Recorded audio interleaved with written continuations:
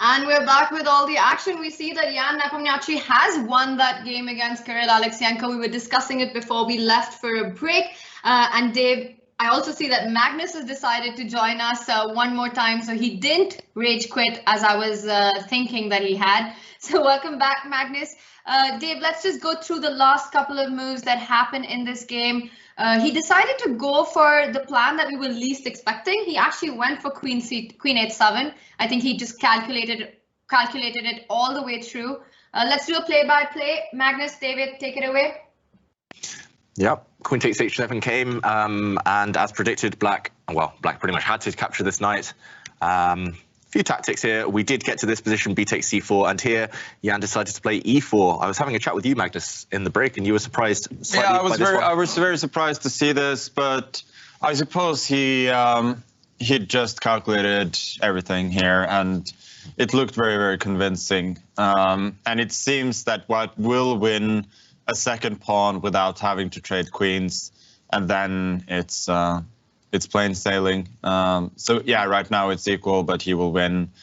He will win the pawn on c4 and one more in either f7 or a6. So unless I'm missing something, and Alekseenko missed something crucial there, it seems that this was actually very, very clean.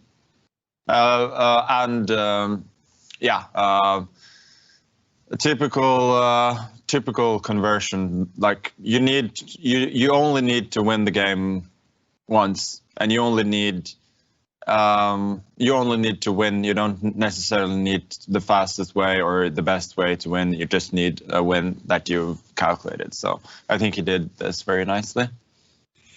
Yeah, and just to explain why Black resigned, I mean, okay, not much choice here, but at the very least, White can just grab another pawn, as Magnus says. And yeah, and if queen d6 instead of king d7, then queen a7, king d8, for instance, and you would just grab on f7. I guess you could fight a little bit here with Black. You go g5, and then you go bishop e7. But okay, probably 2 pawns and a better bishop. Not realistic, no. You can even start advancing with your king at some point as White. Yeah. Very, very passive as Black. Yeah, Alekseenko decided he'd seen enough after queen c5 check. And yeah, Jan is looking good in the tournament standings right now. Yeah, and as it turned out, he made a good opening choice here today. It's not unheard of for Jan to play 1c4. He's played a lot of the English before, I think, especially aiming to play against the reversed Sicilian.